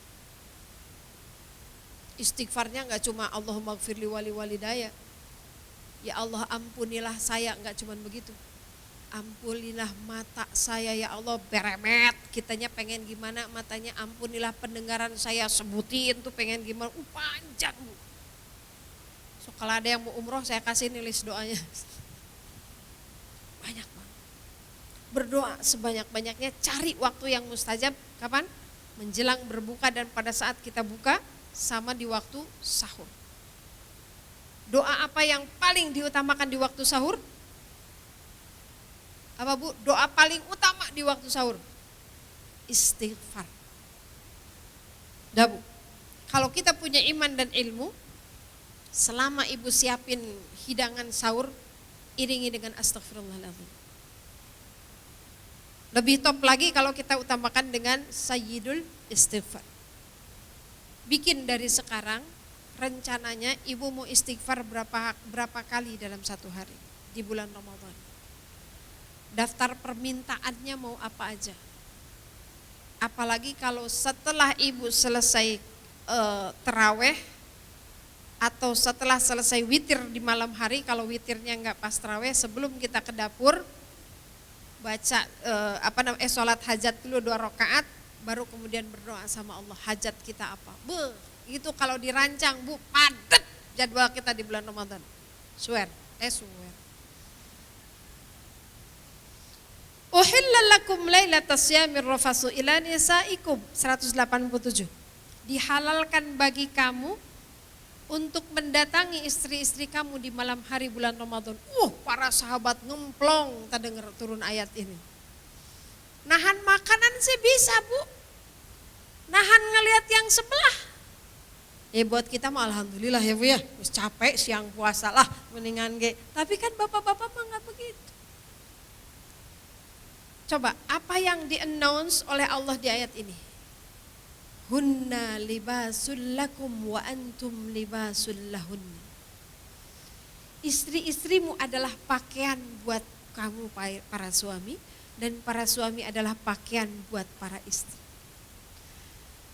Saya dulu pernah kepikiran begini, kenapa Allah menyelipkan kalimat ini di ayat tentang Ramadan? Kenapa enggak di Ar-Rum ayat 21? Kenapa enggak di surat An-Nisa ayat 4, ayat 3, di surat Az-Zukhruf ayat 70, atau di surat At-Tahrim tentang keluarga? Kenapa ditentang Ramadan? Ternyata Ibu rahimakumullah, kalau Ibu lihat nanti jurnal ilmiahnya, apa yang terjadi dengan tubuh kita ketika kita saum itu Masya Allah. Bagaimana hormon kortisol kita, hormon kortisol itu hormon stres, itu berkurang banyak kalau kita saumnya benar. Hormon dopamin kita, hormon oksitosin kita, itu banyak jurnal ilmiahnya. Artinya apa? Dengan saum, pasangan suami istri itu sangat memungkinkan untuk semakin romantis. Jadi kalau di bulan Ramadan kita masih aya nu manyun kasalaki, suami yang marahin istri, ada yang salah dengan saumnya. Karena harusnya enggak begitu kalau berdasarkan ayat ini. Kita lihat sepintas aja. Ramadan tuh kan biasanya yang satu makan di mana, yang satu makan di mana. Ramadan makan buka bareng. Sepertiga malam di waktu yang sangat banyak fadilahnya kita makan bareng. Berdoa bareng, abis itu subuh bareng, anutara subuh ke masjid, kan Ramadan maka masjid, ya kan? Taraweh bareng, piraku gitu. Masa iya nggak tambah romantis? Makanya gunakan Ramadan ini kesempatannya untuk meningkatkan fungsi libas kita. Ibnu Katsir menyebutkan dalam tafsirnya yang disebut dengan libas atau pakaian di dalam ayat ini adalah maknanya ada 3. Yang pertama itu adalah perhiasan. Pakaian ini kan bukan sekedar ini ya Bu, bukan sekedar menutup aurat, kan perhiasan juga bagi kita. Yang kedua, libas itu maknanya adalah penutup aurat. Yang ketiga, libas itu maknanya adalah perlindungan. Kita pakai jaket, kita pakai jenis baju yang kita pakai itu ditentukan salah satunya oleh fungsi yang ingin kita dapatkan kan. Kalau panas gimana, kalau hujan gimana, kalau salju gimana, kan gitu.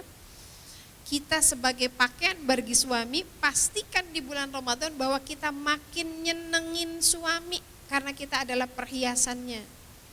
Kita makin nutupin aib suami dan kita makin bisa mempunyai fungsi perlindungan. Nah, Bu Sufi, kan suami mah tidak dilindungi, siapa bilang? Suami itu butuh perlindungan kita. Abi, nggak boleh cari yang haram. Ibu siap dengan lapar di dunia tapi nggak siap dengan panasnya api neraka. Cari makanan yang halal, cari rezeki yang halal. Itu perlindungan kita. Ketika suami stres kita bilang sabar. Semua orang dapat ujian, ayo kita hadapi bersama-sama. Itu perlindungan kita. Tapi coba kalau suami pulang, kenapa ayah? Ada masalah di kantor, masalah melulu. Rumah gajingan sakit tuh, wah udah itu mah hancur kayak gitu. Itu makna libas. Lalu yang berikutnya kata Allah, tapi dibolehkan berhubungan suami istri, tapi kata Allah wala tubashiruhunna wa antum akifuna fil masajid. Allah announce tentang i'tikaf di ayat 187 ini. Penjelasan detailnya enggak Allah jelaskan, Bu. Tapi bagaimana kemudian Rasulullah SAW menjelaskan tentang i'tikaf ini? Kenapa kita harus berburu i'tikaf? Karena di dalam i'tikaf itu kita punya peluang mendapatkan sebuah momentum di mana pahala yang kita dapat itu adalah lebih baik dari 1000 bulan. Bukan sama dengan, Bu, ya. Bukan sama dengan, tapi khairum min alfi syahr. Lebih baik. Lebih baiknya segimana, Bu Sufi? Suka-sukanya Allah. Bisa jadi setara dengan 2000 bulan, 10.000 bulan, 100.000 bulan, wallahu a'lam. Tapi yang jelas di situ ada momentumnya. Saya emang nggak bisa itikaf, Bu Sufi. Iktikaf itu adalah sebuah cara yang direkomendasikan oleh Allah karena paling mungkin kondusifnya. Paling mungkin kondusifnya. Otomatis dapat Lailatul Qadar gitu kalau yang itikaf? Tergantung. Saya kan kalau dulu itikaf kalau nggak di Azikro di sini. Ada juga yang datang bawa bantal, beres taraweh, tidur, dibangunin pas subuh. Banyak yang begitu. Tergantung. Yang harus kita lakukan itu adalah berburu Lailatul Qadar. Caranya gimana? Kalau menurut sama Allah dan Rasulnya i'tikaf. Tapi saya nggak bisa, ibu saya sakit di rumah sakit, tetap buru Lailatul Qadarnya. Bisa jadi yang nggak i'tikaf, yang lagi nungguin ibunya di rumah sakit tapi dia istiqomah berburu Lailatul Qadar, dia lebih berpeluang dapat Lailatul Qadar daripada orang yang cuma bawa bantal terus ganti pindah tidur di masjid. Kagak ngapa-ngapain. Ada juga yang pindah ke masjid jika rek itikaf tapi bawa laptop ngerjain proyek. Ada. Beneran. Jadi tergantung. Cuman yang jelas kita harus berburu Lailatul Qadar sesuai dengan kapasitas kita, sesuai dengan keadaan kita. Kalau semua harus di masjid, siapa yang jaga rumah sakit? Atau kasihan Pak Dokter, perawat, satpam, tentara yang di perbatasan? Enggak semua, enggak otomatis yang dapat Lailatul Qadar itu adalah orang yang i'tikaf di masjid. Tapi kalau kita mau nurut sama Allah, i'tikaf loh yang paling recommended. Ya udah kita usahakan i'tikaf. Rancang dari sekarang, kita mau i'tikaf gimana, terus urusan kerjaan gimana, urusan bisnis gimana, urusan mudik gimana, urusan oleh-oleh, baju anyar, spray baru, ordeng baru gimana. Dari sekarang. Iktikafnya mau seperti apa? Mau full siang malam 10 hari full di masjid? Nah, tinggal siapin aja tuh biayanya kan. Atau mau berangkat ba'da asar terus bawa bekalan buka di sana, nanti pulang pas sahur, habis sahur pulang lagi, mau gitu? Habis itu biasa lagi ke toko lagi, ke kantor lagi, nanti mau gitu, diatur. Dirancang dari sekarang. Kalau nggak dirancang berat, Bu. Beneran berat. Ya'takifuna fil masajid. Nah, kembali lagi kata Allah, kadzalika yubayyinullahu ayatihi linnasi la'allahum yattaqun. Bu, jadi ayatnya itu tadi kata Allah la'allakum tattaqun, la'allakum tashkurun, la'allahum yarshudun. Ditutup lagi sama Allah la'allahum yattaqun. Takwa di sini syukur, di sini rasyid. Kata guru saya, kalau ada konteks ayat seperti ini, itu artinya yang jadi core utamanya adalah takwa. Tapi takwa ini akan ditentukan bagaimana kualitas syukur kita, bagaimana kualitas rasyid kita. Kayak kalau ibu lihat surat qad aflahal mu'minun, surat Al-Mu'minun, itu di awalnya sholat, di akhirnya sholat. Berarti yang core utamanya kalau kita mau menjadi orang yang beruntung itu adalah sholat. Kualitas sholat itu ditentukan oleh yang disebut di tengah-tengahnya tidak berbicara yang sia-sia dan seterusnya dan seterusnya. Jadi ini Ramadan itu goalnya ini. Kita menjadi orang takwa, menjadi orang syukur, menjadi orang yang rasyid. Gimana penjelasannya? Di Al-Quran semua ada. Yang takwa kayak gimana, yang syukur kayak gimana, yang rasyid kayak gimana. Itu semua ada di Al-Quran. Jelasin atau Bu Sufi? Nggak akan cukup waktunya. Jadi sekarang nih kita harus ngelis Bu. Cari di Al-Quran yang takwa tuh yang kayak gimana. Itu nanti di ujung-ujung Ramadan kita bikin listnya, nanti ba'da Ramadan di checklist. Kira-kira ada enggak di kita tuh ciri-ciri takwa itu, ciri-ciri syukur itu ada enggak? Syukur yang paling tinggi itu apa Bu? Syukur yang paling tinggi adalah mengucapkan alhamdulillah dalam sebuah musibah. Nyampe enggak? Itu yang paling tinggi. Jadi seperti Umar ibn Khattab. Umar ibn Khattab itu kalau 3 hari nggak punya masalah, dia nangis. Kenapa? Karena berarti hidupnya nyaman. Kata Rasul, kenyamanan hidup di dunia akan mengurangi kenyamanan nikmat di surga. Sebaliknya, kesusahan hidup di dunia akan menjadi pengurang kesusahan hidup di akhirat. Kan enak tuh.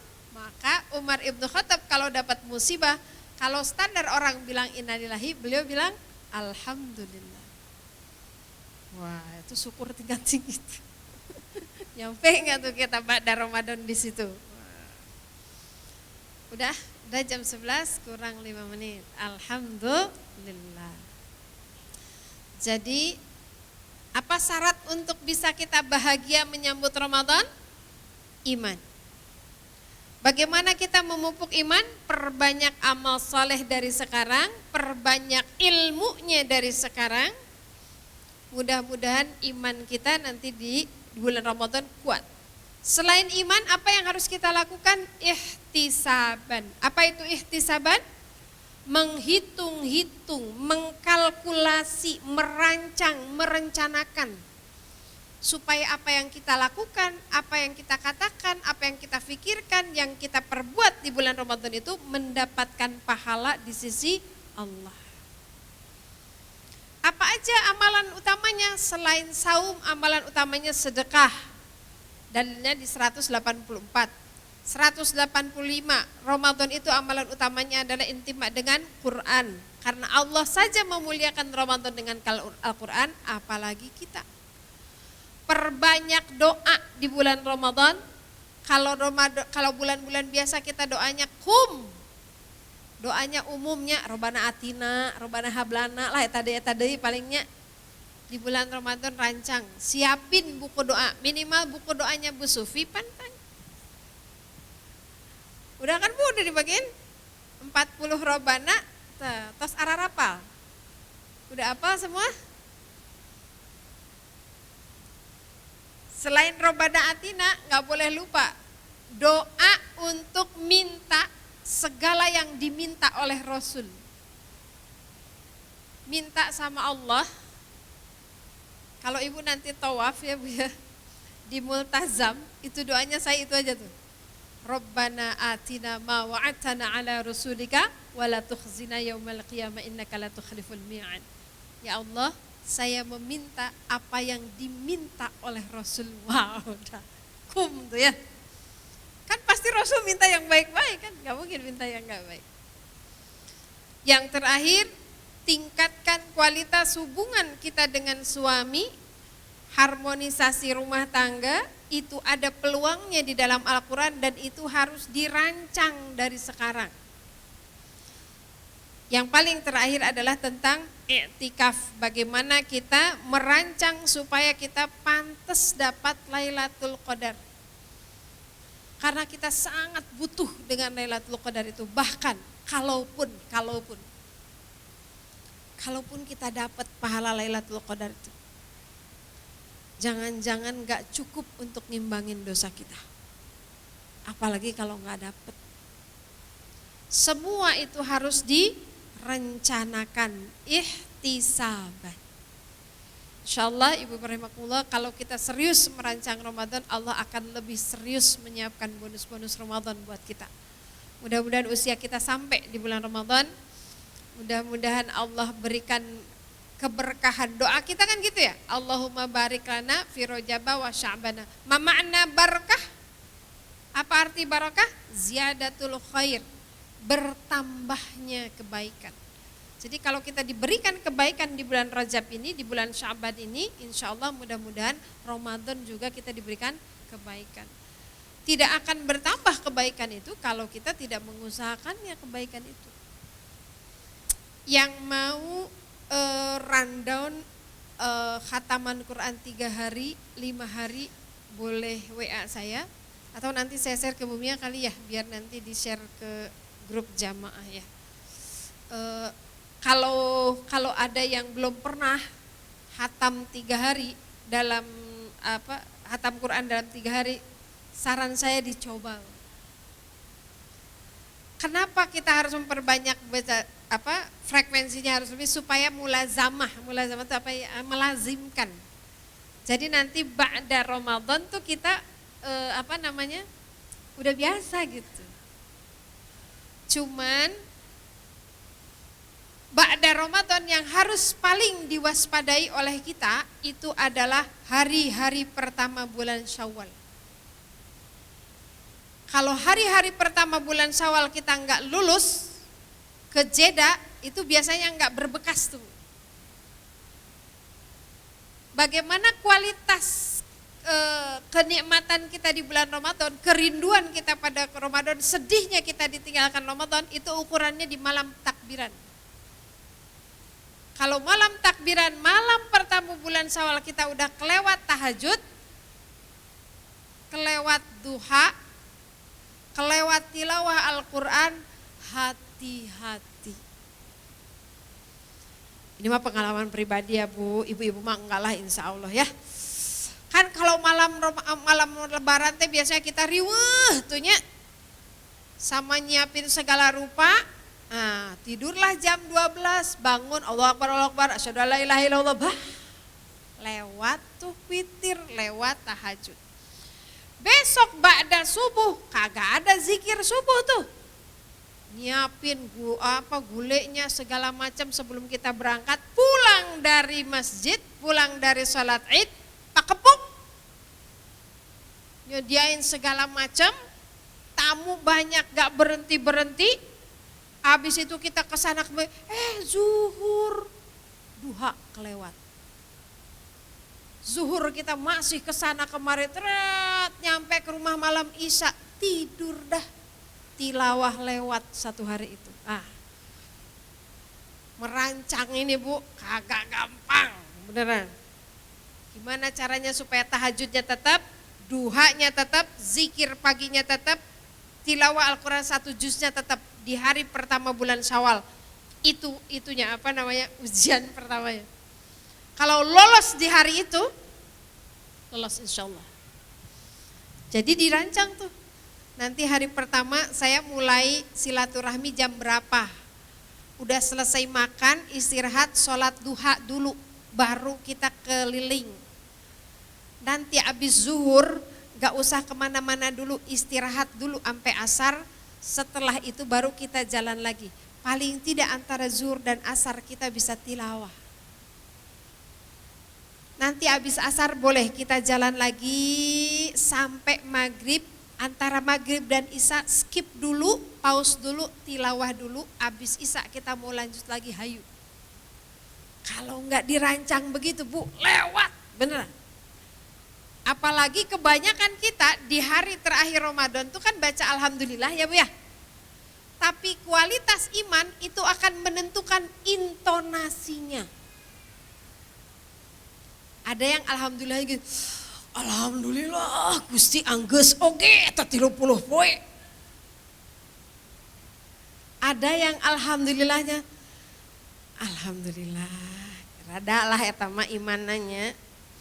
Sahabat alhamdulillahnya gimana?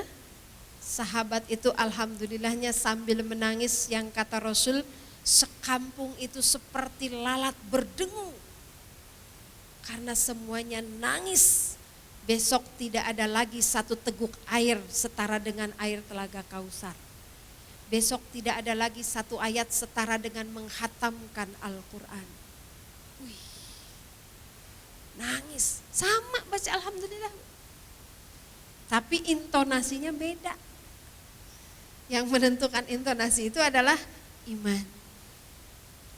Mudah-mudahan kalau semua itu dirancang sampai dengan akhir Ramadan, awal Syawal, beres Ramadan kita benar-benar Syawal. Apa Syawal?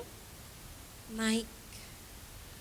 Jadi kalau Sya'ban cari persiapan, cari bekal, Ramadan kita bakar dosa-dosa kita bakar keburukan kita bakar rasa malas kita, maka Syawal naik derajat kita di hadapan Allah, bertambah kesolehan kita, bertambah amal kita. Itu flow-nya kayak begitu. Wallahu a'lam bishawab.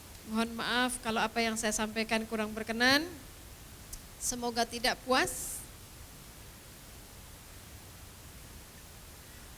Puas gak Bu? Jangan puas. Kalau puas mah nanti gak mau ngaji lagi ya. Oh iya, kalau ada yang mau tata cara hatam 3 hari 5 hari, itu sudah kemarin saya ngisi pelatihannya di Masjid Alumni. Ada di YouTube Kalam TV. Sudah tayang di Kalam TV, nanti Ibu bisa ini. Selebihnya bisa kontak-kontak saya kalau ada. Udah confirm beberapa majelis ta'lim untuk melakukan hataman Quran 3 hari dan 5 hari. Saya hanya membuka di satu majelis ta'lim untuk memberikan arahan, selebihnya jalan. Kalau ada yang majelis ta'limnya mau atau enggak majelis ta'lim, Bu Sufi saya mah keluarga aja, keluarganya di rumah 10 orang, enggak. Nanti saya guide insya Allah. Baik Ibu Birahmakumullah, mohon maaf sekali lagi. Apa yang saya sampaikan semoga bermanfaat, semoga menjadi penguat buat kita semua, mengasah iman kita, sehingga kita menjadi orang yang bahagia, menyambut Ramadan, yang bahagia mengakhiri Ramadan dengan ampunan Allah Subhanahu wa taala. Billahi taufiq wal hidayah. Wassalamualaikum warahmatullahi wabarakatuh. Oh, Masya Allah. Mohon. Sayanya juga mau langsung ke kantor, mau bimbingan. Mohon, enggak Masya Allah. Sama buat Bunda kali ya yang lagi umroh ya. Baik ibu-ibu, mohon keikhlasannya untuk membacakan suratul Fatihah. Semoga Allah memberikan kesehatan yang berkah kepada orang-orang saudara-saudara kita yang sedang diuji dengan rasa sakit. Semoga Allah lapangkan rezekinya untuk mendapatkan pahala ikhtiar yang terbaik. Semoga Allah berikan kesabaran sehingga mereka mendapatkan pahala terbaik dari sisi Allah dengan sakitnya.